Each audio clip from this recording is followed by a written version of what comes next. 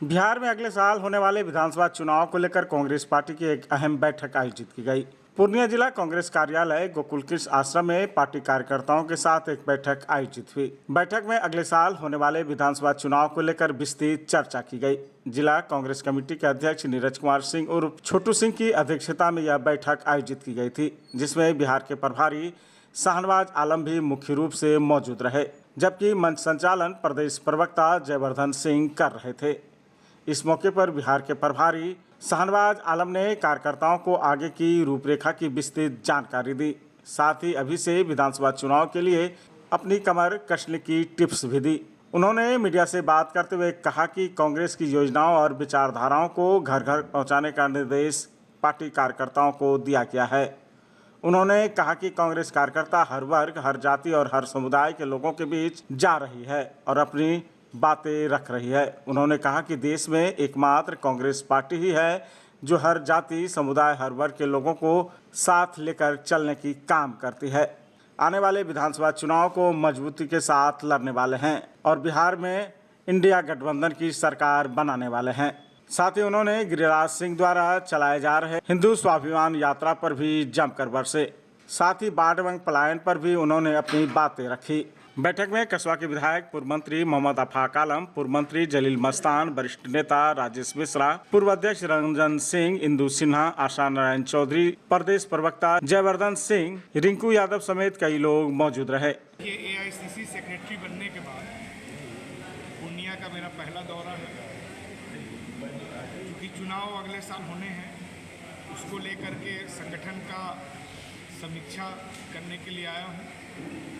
जो भी संगठन में खामियां होंगी उनको दूर की जाएंगी और कांग्रेस पार्टी का जो स्ट्रक्चर है उसको इतना मजबूत बना देना है कि अगले चुनाव में यहाँ पर इंडिया गठबंधन की सरकार बने। इसको लेकर के पार्टी के जो वरिष्ठ नेता हैं जिले के, जो पदाधिकारी हैं, जो पुराने नेता हैं, इन सब के साथ आम कार्यकर्ता जो हैं उनके साथ 1-to-1 मिलने का कार्यक्रम है।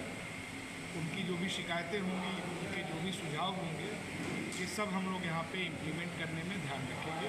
इसीलिए मैं यहाँ पर आया हूँ। सर, चुनाव के मद्देनज़र जो अलग अलग दल हैं वो यात्रा पे हैं, तो कांग्रेस पार्टी के द्वारा इस तरह की क्या मुहिम चलाई जाएगी? बहुत उम्मीद है कि कांग्रेस महासचिव आदरणीय प्रियंका गांधी जी सांसद बनने के बाद संभवतः पहला उनका जो कार्यक्रम होगा वो सीमांचल में होना है और हम लोग पूरी तरह से संविधान की रक्षा का जो संकल्प राहुल गांधी जी ने लिया है उस एजेंडे पे, सामाजिक न्याय के एजेंडे पे हम लोग अपनी गोलबंदी करेंगे। और हमको पूरा यकीन है कि नवंबर से जो हमारा अभियान शुरू होगा, ये चुनाव तक चलेगा। चुनाव में सरकार बनने के बाद एक नया बिहार का मॉडल हम लोग पूरे देश के सामने रखेंगे। ख़ास तौर से सामाजिक न्याय का जो मॉडल होगा। कल मैं पटना में था, श्री बाबू की जयंती थी। सोचिए कि वो भूमिहार समाज से आते थे जिनके पास ज़मीन हुआ करती, लेकिन सत्ता में आने के बाद सबसे पहला उन्होंने जो काम किया, और देश में बाद में हुआ, बाकी प्रदेशों में बाद में हुआ, लेकिन सबसे पहले उन्होंने ज़मीन का बंटवारा किया, ज़मींदारी का उन्मूलन किया, दलित समाज को मंदिर में घुसने का अधिकार दिया।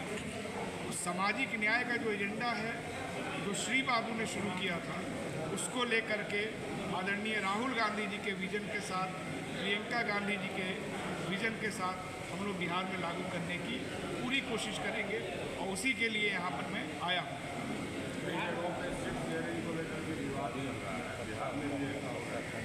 कोई विवाद नहीं है। अब चूँकि हिस्सेदारी को लेकर के आपस में बातचीत होता है, हमारा जो गठबंधन है वो लंबे समय से है यहाँ पे और इंडिया गठबंधन का बहुत अभिन्न हिस्सा है आरजेडी। कोई इस तरह का विवाद की बात नहीं है। चूँकि हमारा जो गठबंधन है ये सत्ता के लिए ही नहीं है, ये एक कॉमन मिनिमम आइडियोलॉजिकल पोजीशन है, संविधान की रक्षा का है, गरीब आदमी के न्याय का है। इस विचार के आधार पे ये गठबंधन हमारा बना है, आगे भी कायम रहेगा। इसलिए इसमें किसी मनमुटाव का इसमें किसी तरह के रस्साकसी की कोई बात नहीं है। हमारा जो सेंट्रल लीडरशिप है, केंद्रीय नेतृत्व है, वो बैठ करके तय करेगा। जो भी फैसला होगा हम सब लोग उसको मानने के लिए तैयार हैं। सर, केंद्रीय मंत्री गिरिराज सिंह पूर्णिया आए थे और उनका एक वक्तव्य था कि मुसलमानों का वोट नहीं चाहिए, हमें सिर्फ हिंदुओं का वोट चाहिए। इस पर कांग्रेस पार्टी का क्या? अब तो हिंदू लोग भी वोट नहीं कर रहे हैं भाजपा को, मशीन से ये जीत रहे हैं। भाजपा अपने को हिंदू की पार्टी बताती है, तो फिर मशीन का दुरुपयोग करके, ईवीएम का दुरुपयोग करके आप क्यों जीत रहे हैं? भारतीय जनता पार्टी के लोगों को लगता है कि इस देश की जो बहुसंख्यक आबादी है उसको ये लोग बेवकूफ़ बना लेंगे, गुमराह कर लेंगे, लेकिन ये संभव नहीं है। अभी जो कोसी में जो बांध आया है, बाढ़ आया है, उसमें सबसे ज़्यादा कौन लोग पीड़ित हैं? सभी लोग गरीब समाज से आने वाले हिंदू समाज के लोग हैं। और भारतीय जनता पार्टी को मालूम है कि अब हमको वोट नहीं करने जा रहे हैं। उनको ये भी पता है कि कांग्रेस के नेतृत्व में, प्रदेश अध्यक्ष अखिलेश जी के नेतृत्व में जिस तरह स्मार्ट मीटर को लेकर आंदोलन हुआ, जिसमें हर बिरादरी जाति के लोग एक प्लेटफार्म पर आए, ये जो समाजों की एकता बन रही है, इससे भाजपा के लोग डरे हैं। जैसे जैसे विपक्ष की एकता मजबूत होगी, जनता की एकता मजबूत होगी, वैसे वैसे इस तरह की हरकत गिरिराज सिंह या उनके जैसे लोग करेंगे।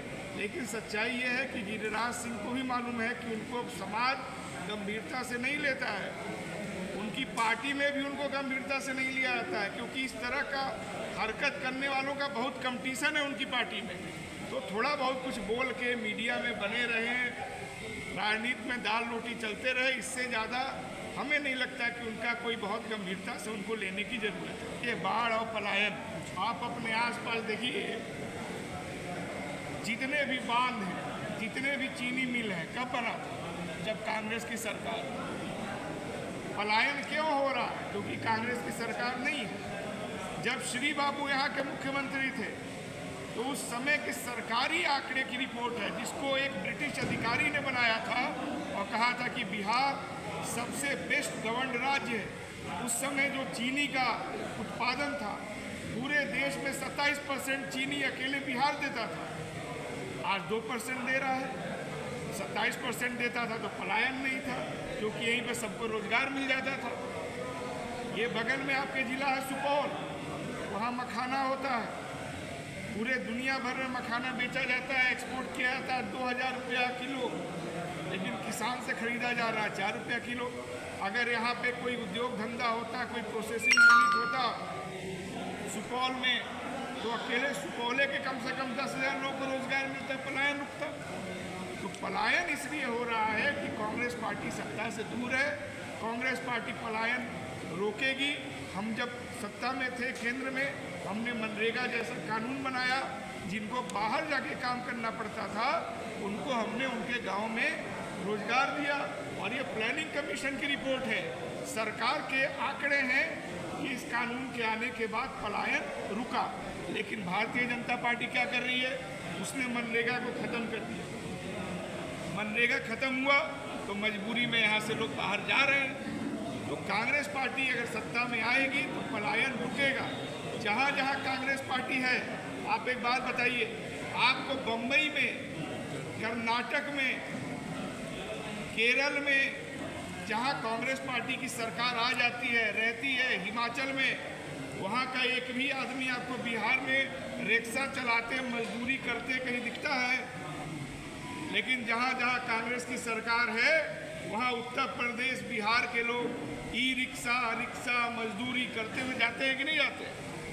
तो स्पष्ट है कि जहाँ कांग्रेस की सरकार है वहाँ पलायन नहीं होता है, जहाँ कांग्रेस की सरकार नहीं है वहाँ पलायन होता है। जो अभी गिरिराज सिंह जी जो आकर संविधान में जब शपथ लेते हैं, उस समय वो बोलते हैं कि हम सबको लेके चलेंगे, और अभी यहाँ आकर जो बयान दिए वह बहुत निराशजनक बयान है। और इससे समाज में हमारे यहाँ के जो सीमांचल और कोसी क्षेत्र जो है, इसको अशांत करने का जो मशुआ लेके आए थे वो होने वाला नहीं है, उनका चलने वाला नहीं है। वो लोग देख लिया है कि हम लोग के साथ अब कोई चलने वाला नहीं है, तो नया एजेंडा ही वो अपनाए हैं और यही सब करके वो रह जाएंगे, कहीं कुछ होने जाने वाला नहीं है।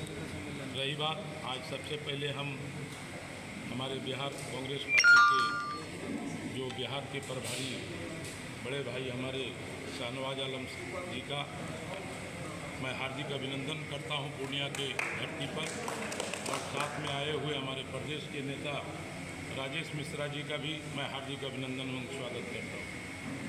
और आज हम लोग के जो प्रभारी आए हैं कांग्रेस पार्टी को मजबूत करने के लिए, महागठबंधन कैसे मजबूत हो इसके लिए अपना कुछ सुझाव देंगे, और इसी सुझाव पर सभी कार्यकर्ता हम लोग इनके साथ कदम में कदम मिला के चलने का काम करेंगे। Aryabhatta institute of technical education.